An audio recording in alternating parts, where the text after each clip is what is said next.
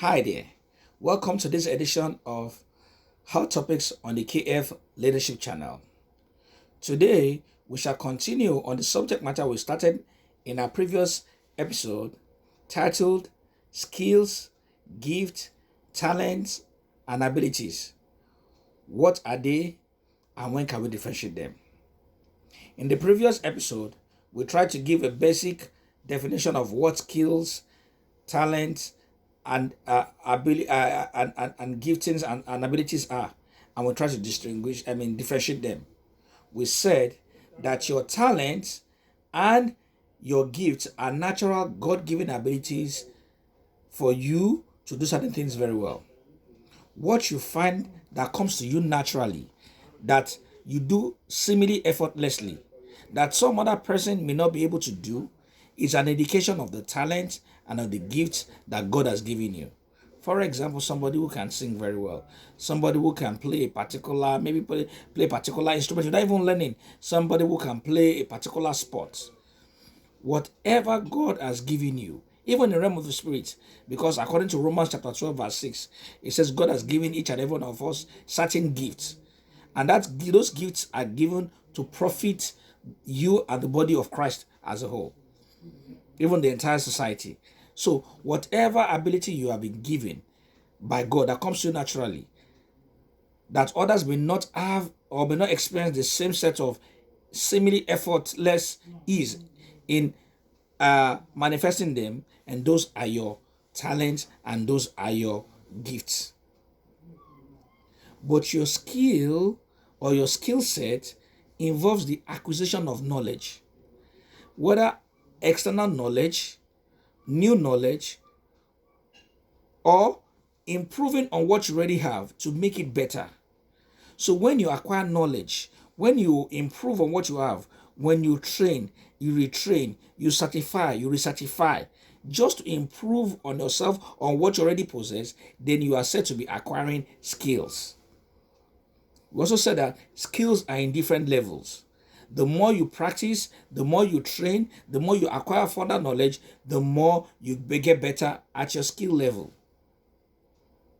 Now, your talents and your gifts can also be turned into skills. Because your talents and gifts are natural, okay, you just manifest them effortlessly. But when you begin to develop them, to prune them, to shape them better, so that you can better use them for your own profit and the profit of the society where you find yourself, then you are improving on those abilities and you are acquiring skills. I'd like to give an example of a very important, famous personality named Mike Tyson. They call him Iron Mike Tyson. At the time, they called him the baddest man on the planet. This was an African American young chap who, because of the environment he grew up in New York City, I think in Catskill neighborhood, he was always getting into trouble. He was always fighting. He was always fighting everybody and was always beating up everybody. He had an abundance of energy, and we wouldn't say channeled it very well. He was into some bad things, like juveniles would do back then. And they still do. But he was always fighting until somebody noticed this guy's ability and said, this guy has a natural ability at doing something. And then he was introduced to a man called Cus D'Amato. Cus D'Amato used to be a well-respected boxing coach. And when Cus D'Amato saw him, saw his challenges, but saw his unique abilities in him, Cus D'Amato took him in and began to train him. And began to tell him, look, you guy, you can become you're going to become the best champion in the world, but you have to go through the training. He taught him discipline. He taught him how to punch. He taught him how to weave. He taught him how to do this. He taught him how to do that. And for a series of years and training under Cus D'Amato, Mike Tyson became the youngest heavyweight champion, I think at the age of 17 or 18 or there, but I'm not sure the exact age. And he went on to become not just a world champion, but a legend. In fact, people say he's probably the hardest puncher in boxing, heavyweight boxing history. He had a complete winning streak for about 4 years or 5 years that nobody could defeat him. Because his natural God-given ability to fight, to punch, was just there when somebody identified and recognized it and decided to take him in and train him and coach him and correct him and teach him.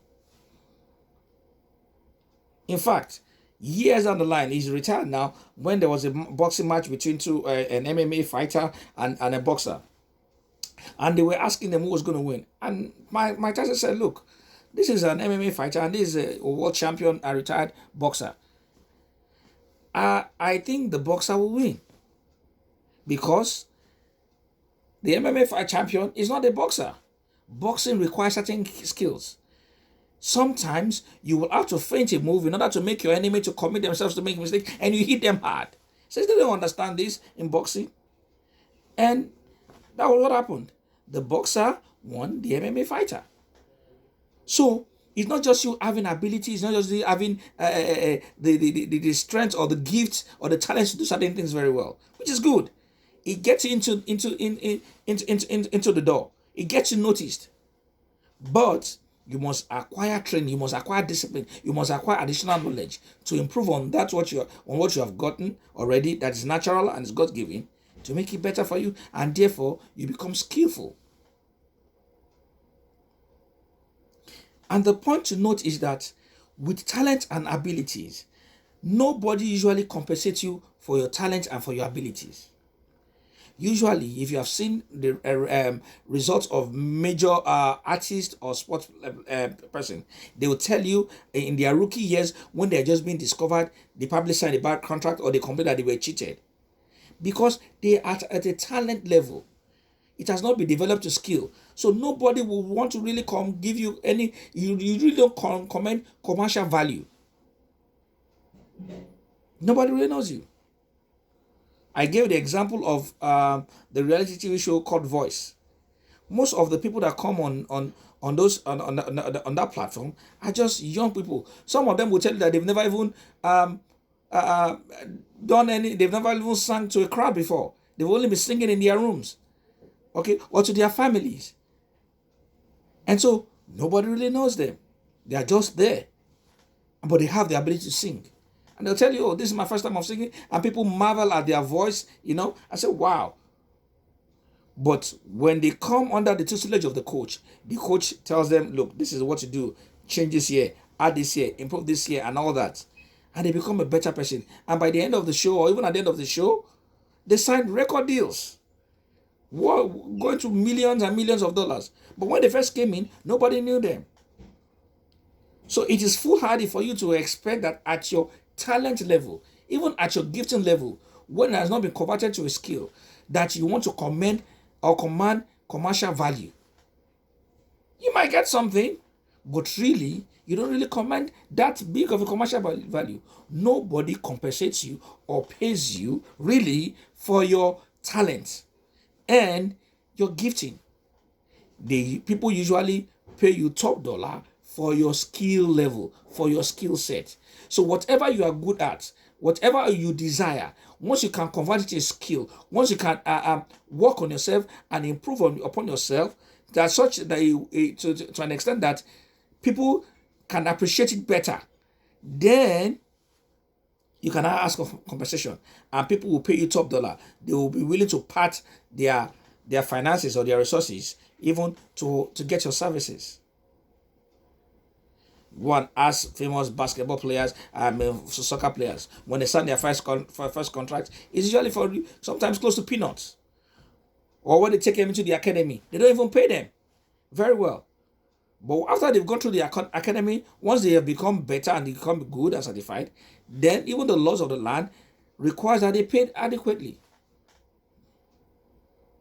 So, in a nutshell, your skills, your talent, your abilities are all given to you for you to profit personally and for the betterment of the society. Your talents and your giftings are more or less God-given natural abilities to do certain things as well, while your skills are acquired form of knowledge to improve on the skills and to improve on the talents and the abilities God has given you. Nobody usually pays you adequately for your talent and your gifting or your gift, but people will pay you top dollar. People will pay you adequately. They will compensate you tremendously if you have improved your skill level up to a certain point where they see it and appreciate it and value it.